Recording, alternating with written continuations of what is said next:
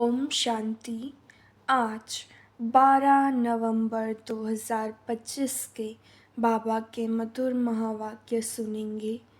मीठे बच्चे, तुम ड्रामा के खेल को जानते हो, इसलिए शुक्रिया मानने की भी बात नहीं है। प्रश्न, सर्विसेबल बच्चों में कौन सी आदत बिल्कुल नहीं होनी चाहिए? उत्तर, मांगने की। तुम्हें बाप से आशीर्वाद या कृपा आदि मांगने की ज़रूरत नहीं है। तुम किसी से पैसा भी नहीं मांग सकते। मांगने से मरना भला। तुम जानते हो, ड्रामा अनुसार कल्प पहले जिन्होंने बीज बोया होगा वह बोएंगे। जिनको अपना भविष्य पद ऊंच बनाना होगा वह जरूर सहयोगी बनेंगे। तुम्हारा काम है सर्विस करना। तुम किसी से कुछ मांग नहीं सकते। भक्ति में मांगना होता, ज्ञान में नहीं।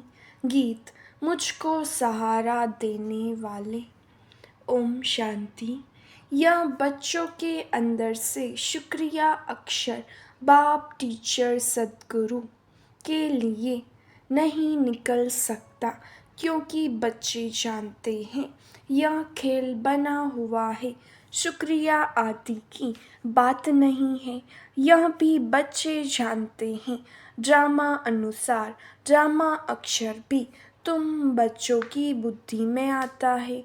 खेल अक्षर कहने से ही सारा खेल तुम्हारी बुद्धि में आ जाता है। गोया स्वदर्शन चक्रधारी तुम आपे ही बन जाते हो। तीनों लोग भी तुम्हारी बुद्धि में आ जाते हैं। मूल वतन, सूक्ष्म वतन, स्थूल वतन, यह भी जानते हो। अब खेल पूरा होता है। बाप आकर तुमको त्रिकालदर्शी बनाते हैं। तीनों कालों, तीनों लोकों, आदि मध्य अंत का राज समझाते हैं। काल समय को कहा जाता है। यह सब बातें नोट करने बिगर याद नहीं रह सकती। तुम बच्चे जो बहुत पॉइंट्स भूल जाते हो। ड्रामा के ड्यूरेशन को भी तुम जानते हो। तुम त्रिनेत्री त्रिकालदर्शी बनते हो। ज्ञान का तीसरा नेत्र मिल जाता है। सबसे बड़ी बात है कि तुम आस्तिक बन जाते हो, नहीं तो निधन के थे। यह ज्ञान तुम बच्चों को मिल रहा है। स्टूडेंट की बुद्धि में सदैव नॉलेज मंथन होती है। यह भी नॉलेज है ना। ऊंचते ऊंच बाप ही नॉलेज देते हैं। ड्रामा अनुसार ड्रामा अक्षर भी तुम्हारे मुख से निकल सकता है। सो भी जो बच्चे सर्विस में तत्पर रहते हैं, अभी तुम जानते हो हम ऑर्फन थे, अब बेहद का बाप धनी मिला है तो धन के बने हैं। पहले तुम बेहद के ऑर्फन थे। बेहद का बाप बेहद का सुख देने वाला है, और कोई बाप नहीं जो ऐसा सुख देता हो। नई दुनिया और पुरानी दुनिया, यह सब तुम बच्चों की बुद्धि में है, परंतु औरों को भी यथार्थ रीति समझाएं। इस ईश्वरीय धंधे में लग जाएं। हर एक के सर्कमस्टेंसेस अपने अपने होते हैं। समझा भी वह सकेंगे जो याद की यात्रा में होंगे। याद से बल मिलता है ना। बाप हैं ही जौहरदार तलवार, तुम बच्चों को जौहर भरना है। योग बल से विश्व की बादशाही पाते हो। योग से बल मिलता है, ज्ञान से नहीं। बच्चों को समझाया है नॉलेज सोर्स ऑफ इनकम है। योग को बल कहा जाता है। रात दिन का फर्क है। अब योग अच्छा या ज्ञान अच्छा, योग ही नामी ग्रामी है। योग अर्थात बाप की याद। बाप कहते हैं इस याद से ही तुम्हारे पाप कट जाएंगे। इस पर ही बाप छोड़ देते हैं। ज्ञान तो सहज है, भगवान उवाच, मैं तुमको सहज ज्ञान सुनाता हूँ। 84 के चक्र का ज्ञान सुनाता हूँ, उसमें सब आ जाता है। हिस्ट्री ज्योग्राफी है ना, ज्ञान और योग दोनों है सेकंड का काम। बस हम आत्मा हैं, हमको बाप को याद करना है। इसमें मेहनत है, याद की यात्रा में रहने से शरीर की जैसे विस्मृति होती जाती। घंटा भर भी ऐसे अशरीरी होकर बैठो तो कितने पावन हो जाएं। मनुष्य रात को कोई 6 कोई 8 घंटा नींद करते हैं तो अशरीरी हो जाते हैं ना। उस समय में कोई विकर्म नहीं होता है, आत्मा थक कर सो जाती है। ऐसे भी नहीं कोई पाप विनाश होते हैं, नहीं, वह है नींद। विकर्म कोई होता नहीं, नींद न करे तो पाप ही करते रहेंगे। तो नींद भी एक बचाव है। सारा दिन सर्विस कर आत्मा कहती है, मैं अब सोता हूँ, अशरीरी बन जाता हूँ। तुमको शरीर होते अशरीरी बनना है। हम आत्मा इस शरीर से न्यारी शांत स्वरूप है। आत्मा की महिमा कभी नहीं सुनी होगी। आत्मा सतचित आनंद स्वरूप है। परमात्मा की महिमा गाते हैं कि सत है, चैतन्य है, सुख शांति का सागर है। अब तुमको फिर कहेंगे मास्टर, बच्चे को मास्टर भी कहते हैं तो बाप युक्तियाँ भी बतलाते रहते हैं।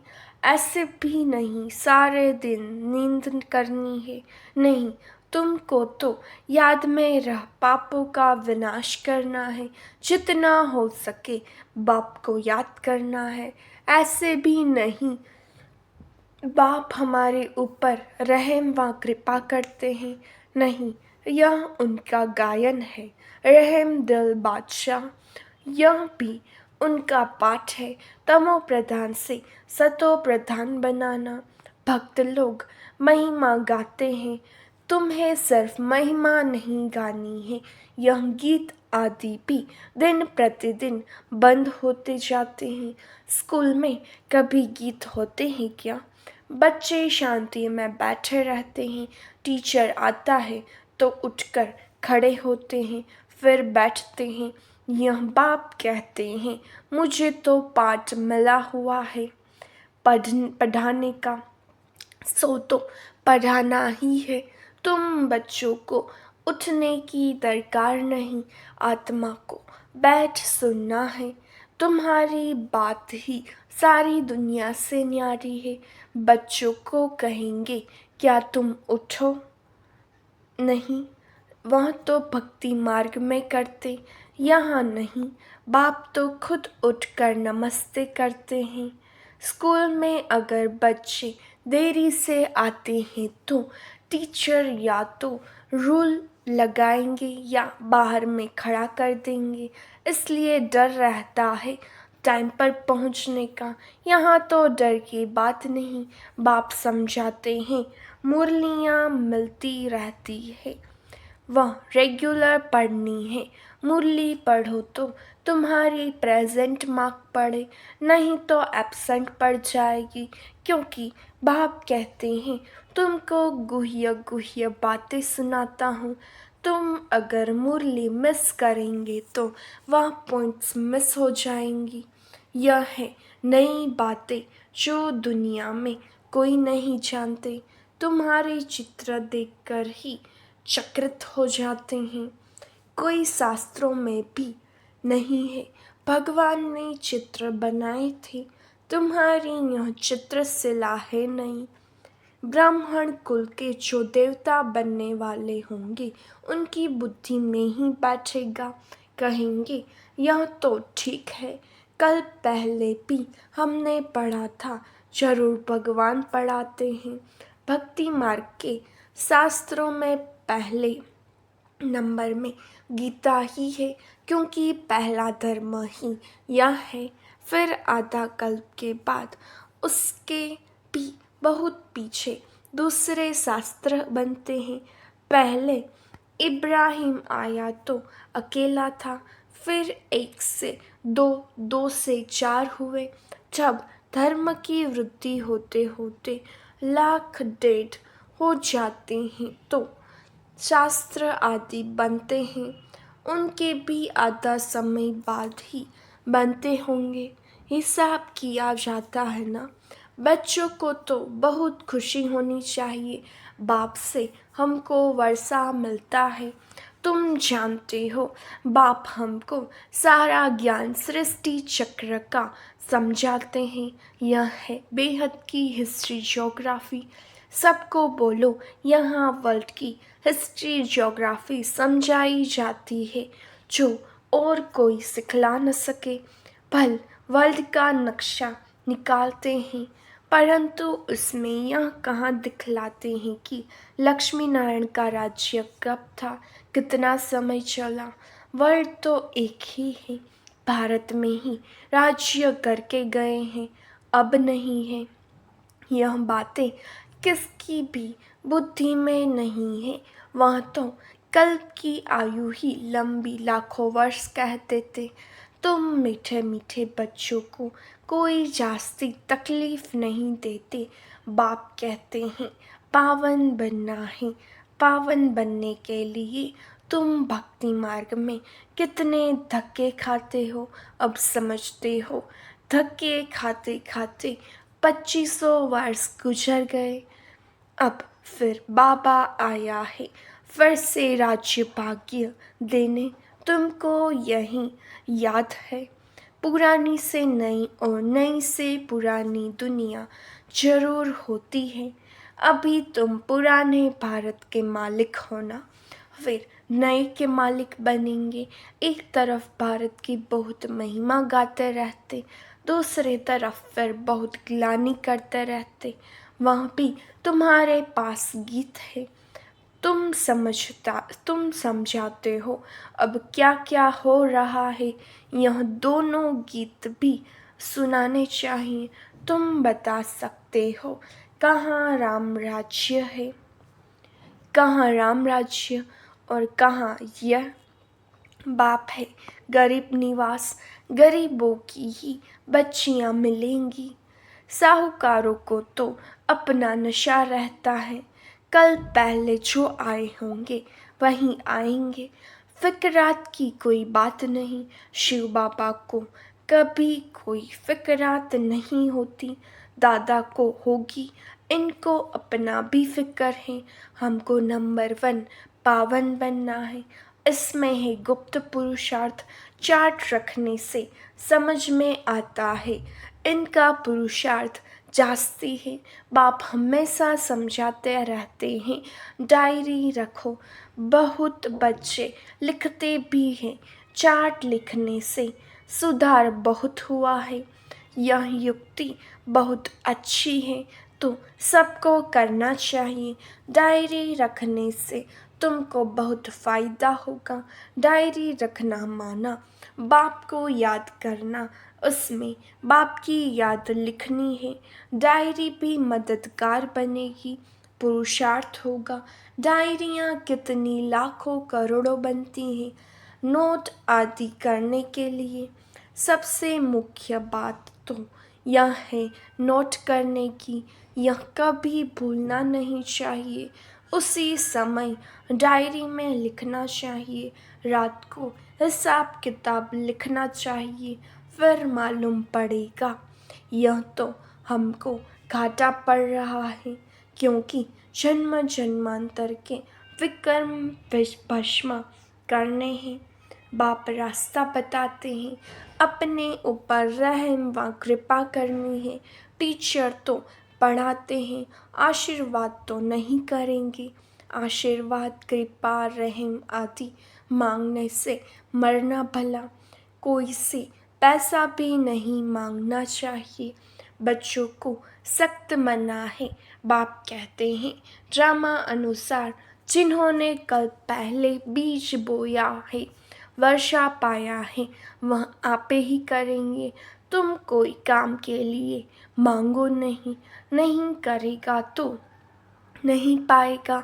मनुष्य दान पुण्य करते हैं तो रिटर्न में मिलता है ना।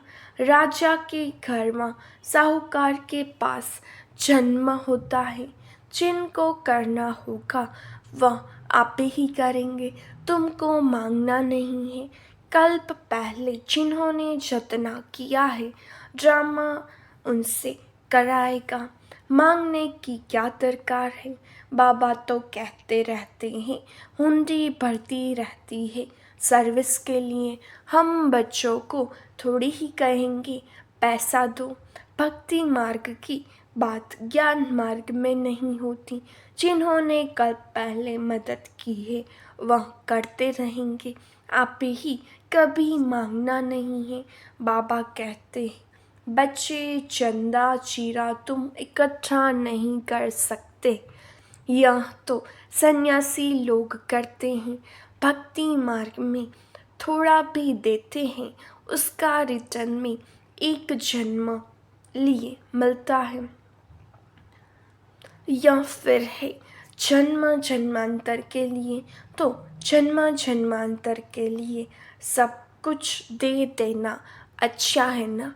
इनका तुम नाम भोला भंडारी है।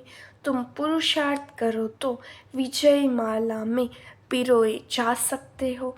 भंडारा भरपूर काल कंटक दूर है, वहाँ कभी अकाल मृत्यु नहीं होती।